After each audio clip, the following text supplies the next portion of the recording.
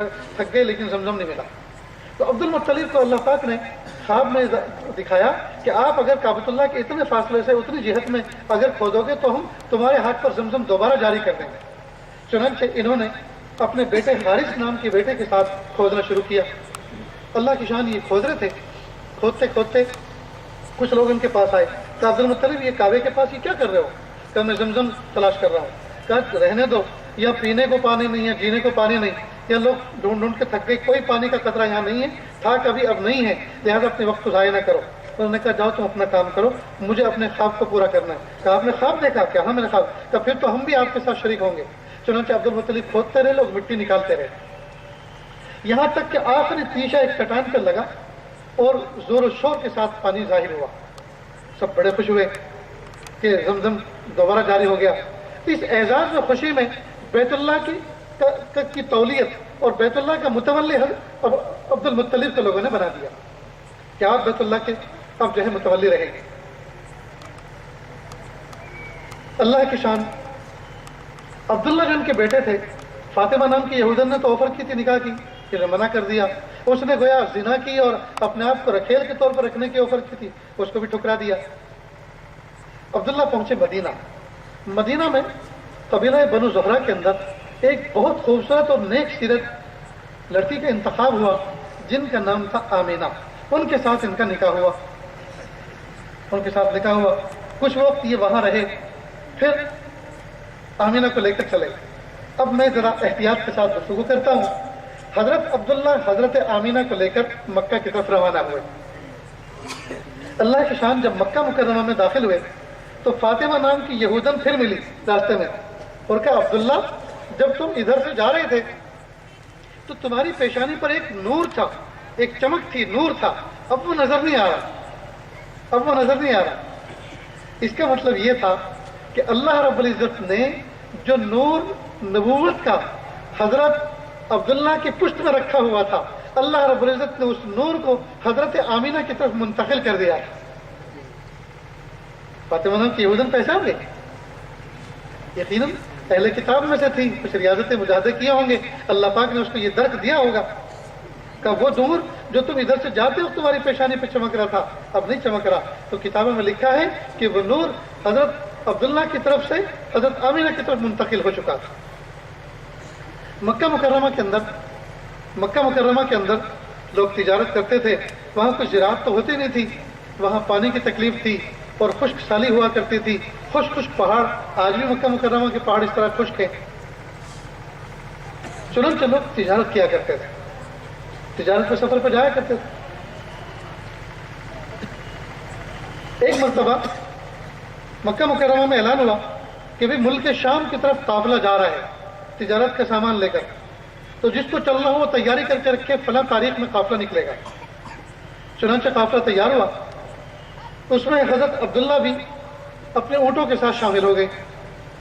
چنانچہ جب اپنے گھر سے روانہ ہوئے تو حضرت آمینہ نے ان کو سلام وداع کیا، رخصت کیا، اور حضرت عبداللہ سے کہا کہ دیکھو آپ سفر پہ جا رہے ہو اور میں اپنے اندر ایک وجود محسوس کر رہی ہوں، یعنی میں حمل سے ہوں، لہٰذا زیادہ دیر مت لگانا، آپ لوٹ کے جلدی آنا.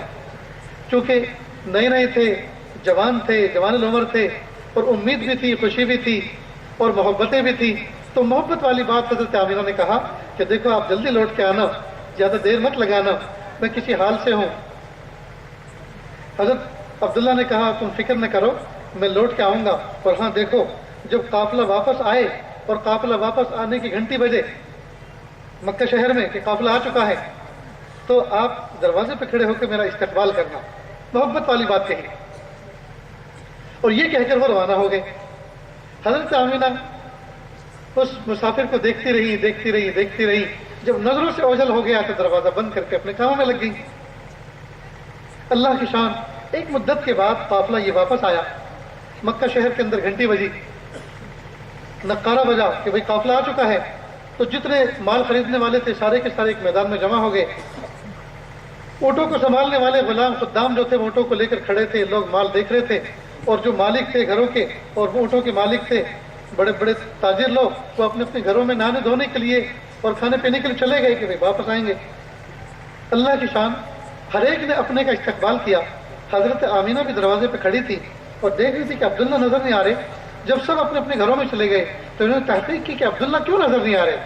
تو لوگوں نے کہا کہ اصل میں وہ واپسی میں بہت بیمار ہو گئے تھے اور ملک شام کا راستہ چونکہ مدینے کے قریب سے گزرتا ہے تو کہا واپسی میں وہ اپنی سسرال میں ٹھہر گئے چونکہ بہت بیمار تھے, تکلیف تھی ان کو, اس لیے وہ سفر کے قابل نہیں تھے. ان کو ہم نے وہی چھوڑ دیا. حضرت آمینہ تھوڑی تشویش مبتلا ہوئی کہ آخر ایسے کتنے بیمار تھے کہ وہیں مدینے میں رہ گئے.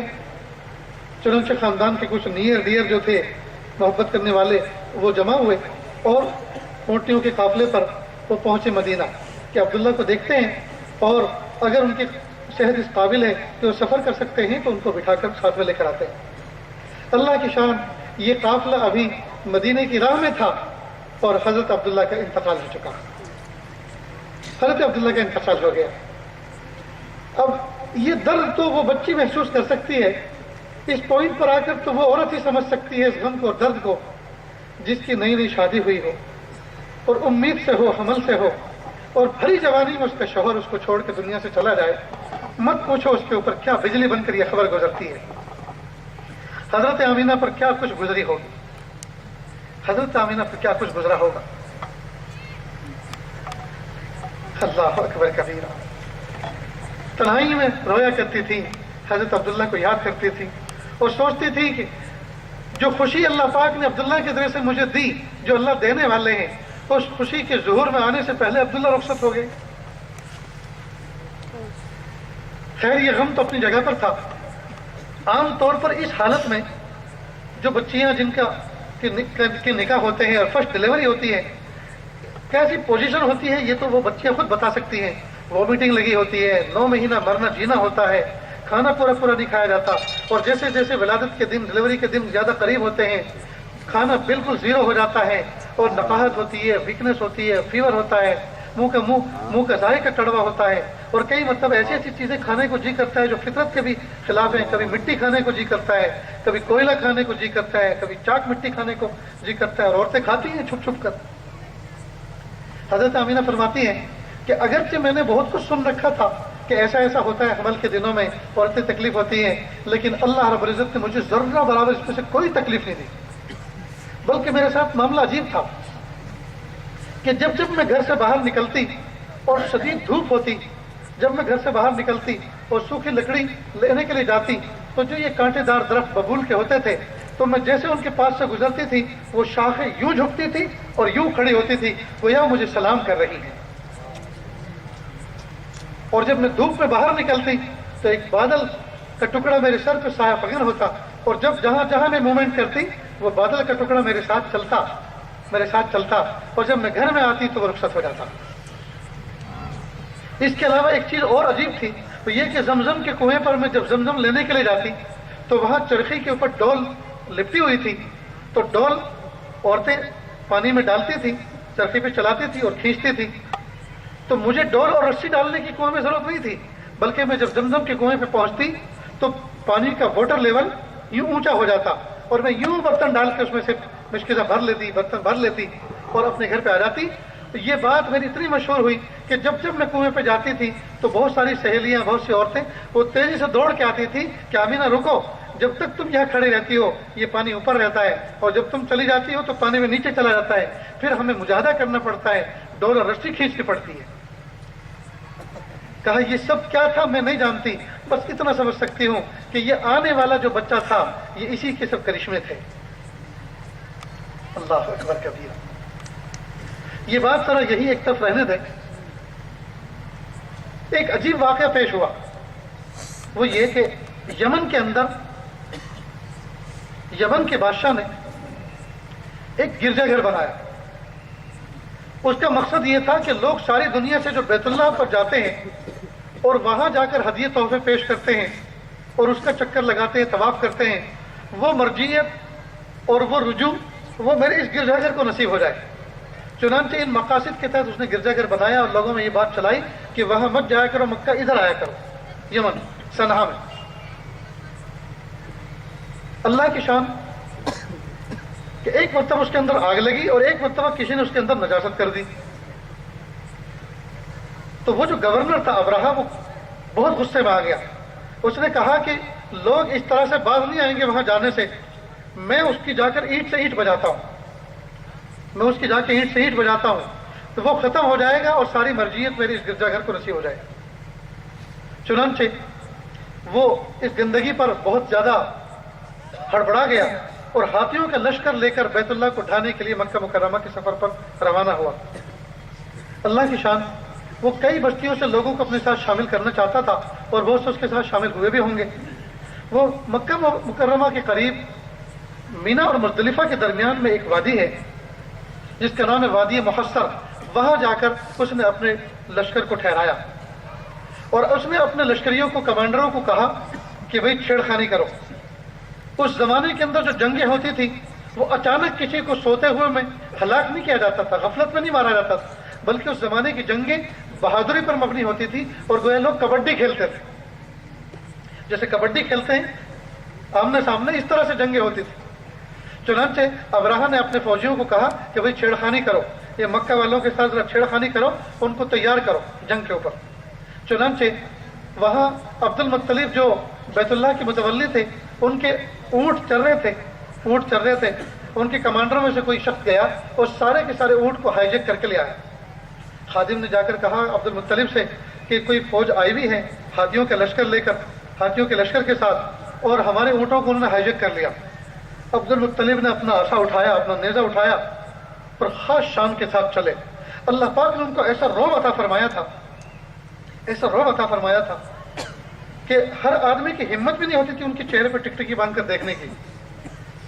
سننے سے وہ آئے, ابراہا نے جب دیکھا کہ اوہ یہ متولی کعبۃ اللہ کا, تو ان کے چہرے کو دیکھ کر یہ بھی رعب کھا گیا ابراہا. تو اس نے ان کو اپنے ساتھ تخت پر تو نہیں بٹھایا جہاں بیٹھا ہوا تو اونچی جگہ پر, کیونکہ دشمن ہے, لیکن بے ادبی کرنا بھی مناسب نہیں سمجھا. چنانچہ ایک الگ سے کارپیٹ بچھایا گیا, اس پر ابراہا ان کو لے کر بیٹھا. تو ابراہا نے پوچھا ہاں کیوں آئے ہو؟ کہا الابل, میرے اونٹ لاؤ. آپ نے کیوں میرے اونٹوں کو ہائی جیک کیا ہے؟ کہا آپ اونٹ کی بات کر رہے ہو, ہم تو تمہارے شہر کی اینٹ سے اینٹ بجانے کے لیے آئے ہیں, تو اونٹ کی بات کر رہے ہو. تو عبد المطلب نے عجیب بات کہی, سونے کی روشنائی سے لکھنے کے قابل ہے. کہا انا رب الابل, میں اونٹوں کا مالک ہوں, لہذا اونٹ کے بارے میں آپ سے بات کر رہا ہوں. وَأَمَّا الْبَيْتُ فَإِنَّهُ رَبٌّ سَيَحْمِيهِ, میں اونٹوں کا مالک ہوں اس لیے اونٹ کی بات کرتا ہوں. رہی بات بیت اللہ کی, اس کا ایک رب ہے, وہ خود اس کی حفاظت کرنا جانتا ہے. اللہ اکبر کبیرہ, اللہ اکبر کبیرہ. دوستو, اللہ تعالیٰ کی ذات کے ساتھ میں ہمیں چاہیے کہ ہم اپنا ایسا تعلق قائم کریں. ابراہا نے سوچا یار کیسے بیوقوف لوگ ہیں, اونٹوں کے لیے تو بات کرنے آ گئے, اتنے مقدس گھر کے بارے میں بات کرنے نہیں آئے. کہا کہ چھوڑو ان کے اونٹوں کو دو. چنانچہ سارے کے سارے اونٹ ریلیز کر دیے. وہ اونٹ لے کر گئے مکہ میں اور ان سارے کے سارے اونٹوں کو بیت اللہ پہ وقف کر دیے. بیت اللہ کے نام وقف, ان کی آمدنی بیت اللہ پہ خرچ کی جائے. اللہ اکبر. وہ آئے مکہ شہر میں اور کہا اے لوگوں, وہ ہاتھی والا آیا ہے لشکر لے کر. بھئی ہمارے اندر تو اتنی ہمت نہیں ہے کہ اس کا مقابلہ کر سکے, ہمارے اندر تو اتنی سکت نہیں ہے, لہذا چڑھ جاؤ. تو شامیہ کی طرف پہاڑ تھا, جبل عمر نام کا پہاڑ تھا, جہاں سب حرم کا کنسٹرکشن ہو رہا ہے اور ہوٹلیں بن گئی ہیں. چنانچہ لوگ ان پہاڑوں پہ چڑھ گئے. عبد المطلب کچھ سرداران قریش کے ساتھ آئے اور بیت اللہ کے غلاف کو پکڑ کر, یہ بیت اللہ کی کڑوں کو پکڑ کر, جو دروازے میں کڑے لگے تھے ان کڑوں کو پکڑ کر اللہ سے عجیب مناجات کی اور کہا اے پیارے رب, ہم کمزور بندے, ہم عاجز مسکین بندے, ہم اس گھر کی حفاظت نہیں کر سکتے. ہم تو جا رہے ہیں پہاڑوں کی طرف, ہم کمزور, ہم تو اپنے گھروں کی حفاظت نہیں کر سکتے. اتنے لاؤ لشکر سے ہم کیا اس گھر کی حفاظت کریں گے؟ ہم تو جا رہے ہیں پہاڑوں کی طرف. اے پیارے رب, اپنے گھر کی حفاظت خود کر کے دکھا دیجیے. چنانچہ پہاڑوں پر چڑھ گئے. ادھر کیا مومنٹ ہوئی؟ ادھر ابراہا نے اپنے کمانڈروں کو کہا بھائی تبل بجاؤ, نقارہ بجاؤ اور کوچ کرو, اٹھاؤ لشکر کو, حملے کی ابتدا کرو. چنانچہ مومنٹ شروع ہوئی. سارے کے سارے فوجی کھڑے ہو گئے, اسلحہ اپنے جسموں پر انہوں نے سجایا, اور جیسے مومنٹ شروع کی ہاتھی بجائے آگے چلنے کے پیچھے ہٹ کرنے لگے.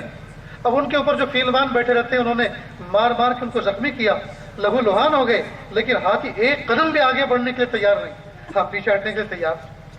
ادھر دوسری طرف ایک عجیب بات یہ پیش آئی کہ جدہ کی طرف سے چڑیوں سے تھوڑے بڑے اور کبوتر سے تھوڑے چھوٹے کچھ پرندے آنے شروع ہوئے، جن کی چونچ میں ایک چھوٹی سی کنکری اور 2 ان کے پنجوں کے اندر، یعنی 3 گولیاں لے کر آئی. اور سب سے پہلا فضائی حملہ اگر ہوا تو وہ وادی محستر مینا کے اندر سب سے پہلا فضائی حملہ اگر ہوا ہے اس کائنات کے اندر تو وہ ابرہہ کے لشکر پر ہوا، فضائی حملہ.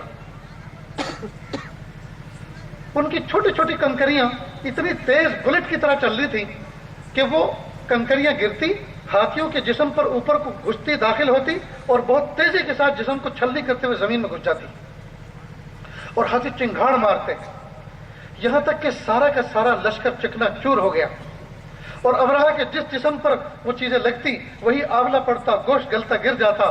وہ نیم مردہ کیفیت میں اس کو کسی طرح سے شام کی صنعاء کی طرف لے کر گئے اور عجیب و غریب قسم کی بدبو پھیل گئی، بہت تیز بارش آئی اور سارا کا سارا ملبہ وہ عرفات کی طرف بہا کر لے گئے.